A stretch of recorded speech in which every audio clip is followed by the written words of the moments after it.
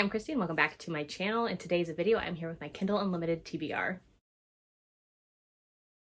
So Kindle Unlimited is a service that I have used for years. It is great. You pay a monthly fee, or you can also purchase like a prepaid year or two in advance when they have special deals. Is what I do. I usually just gift them to myself, and then I have the 2 years or the year or whatever I pay in advance, and you get like a better deal where I think it ends up being like $3.99 or $4.99 a month when it's broken down, which I love Kindle Unlimited, especially if we're reading indie romances. You can find so many on there, and I definitely get my money's worth by using KU. So this video, I'm going to share the, I think 17 books I currently have checked out on Kindle Unlimited, which also kind of plays into the Kindle Unlimited readathon that's going to be happening this coming weekend, January 26th through the 29th.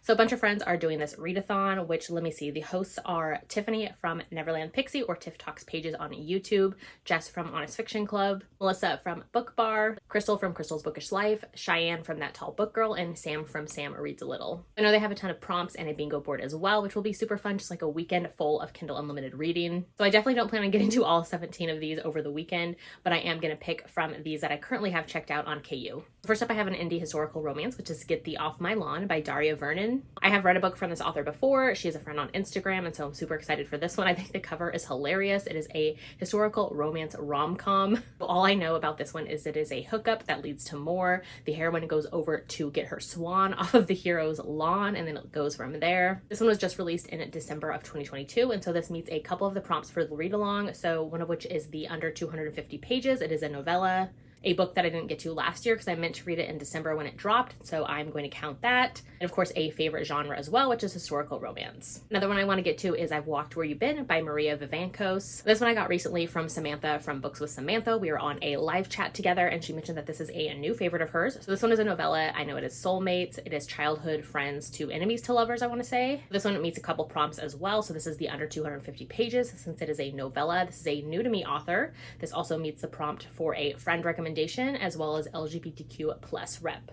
Then I also have An Optimist's Guide to Heartbreak by Jennifer Hartman. This is the first book in her new duet, which I'm so excited to get to this one. This one I for sure plan on reading. I know this one will meet the prompt of cliffhangers since it is that duet and leaves on a pretty big cliffhanger from what I've heard. Next up is Rise by Claire Kent. This is the fourth book in her Hold series, which is a sci-fi space, takes place on like different planets type of series. As we know around here, I'm obsessed with Claire Kent, and so I'm super excited to continue on in this series. This one also meets the prompt for under 250 pages. All of her reads are pretty short. Then I have King of the Court by R.S. Gray. This is, I believe, a sports romance from her. I know that Jess from Peace Love Books really loved this one. It was one of her favorites of last year, and so I'm excited to get to it.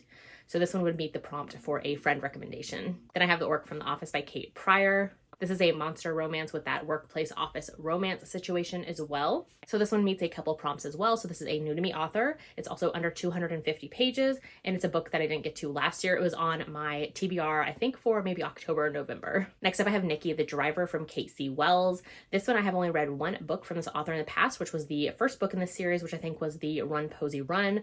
Did not enjoy this one, so this would meet the prompt for give an author a second chance. This also meets the prompt for friend recommendation because my book bestie Jen from Jen Book Magpie on Instagram recommended this one to me. She's like, I know you didn't love the first one, but like this one is probably more your speed, your tropes, like you're gonna probably enjoy this one. So we'll see if she's right. Then I also have Fearless Duke by Scarlett Scott. This is book 6 in her Leagues of Duke series, which I have been really enjoying. So this one would meet the prompt for a favorite genre because historical romance again. This is the last book in her League of Duke series, which I have loved reading. These all kind of follow obviously Dukes, and they all have like that spy or espionage type of setup, and I've just really enjoyed her writing. She is a great indie historical romance author. I also have Hush Hush on here. I think this one was taken off of Kindle Unlimited, but I had grabbed it a couple months back when it was on there for a bit. So this one meets a couple prompts. This one is a friend recommendation. It's also a new to me author, and it meets the prompt for a tome because it is over 400 pages.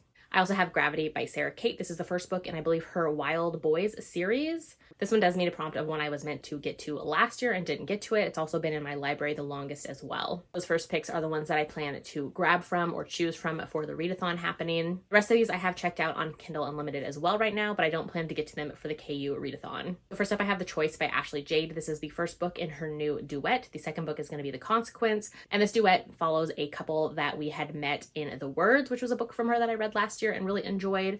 I know the second book in this duet is going to be over 1,000 pages, so we will see when I get to that. I probably won't get to The Choice until The Consequence is out as well. I also have Divine River from Maria Vivancos. Also got this from Samantha from Books with Samantha, another one that she said she really enjoyed. I believe this one is a novella as well.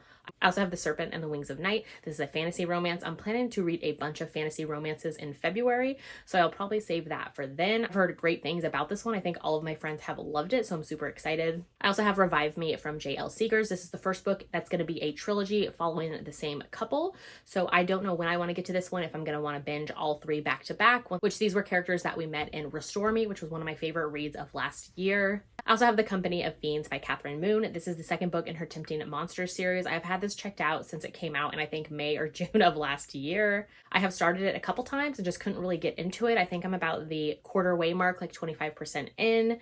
So we will see. I haven't really been in the mood for that one, but yeah, we'll see when I get to it. I also have The Bridge Kingdom from Daniel L. Jensen. I've heard great things about this fantasy romance series. I do have these through Audible as well. I've heard the audios for this is really great, so I'm not sure if I'm going to read them on Kindle Unlimited or the audio. I usually prefer to do fantasies through Kindle or like physical copies, so we will see when I get to that one. But this one I checked out from KU because it is part of that 12 Recs from 12 Friends in 12 Months challenge from Instagram, because my friend Carrie from Booked for Romance recommended me this one to get to.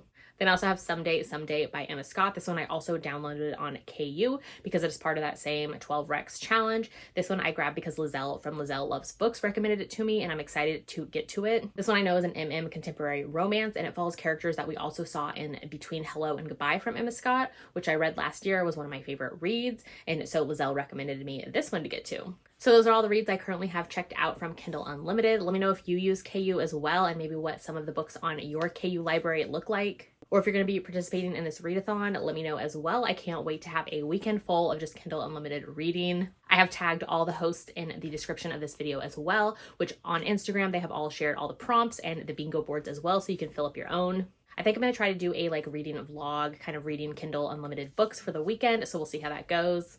And if you haven't done so yet, make sure to like and subscribe so you don't miss out on any of my future videos, and I'll see you in my next one.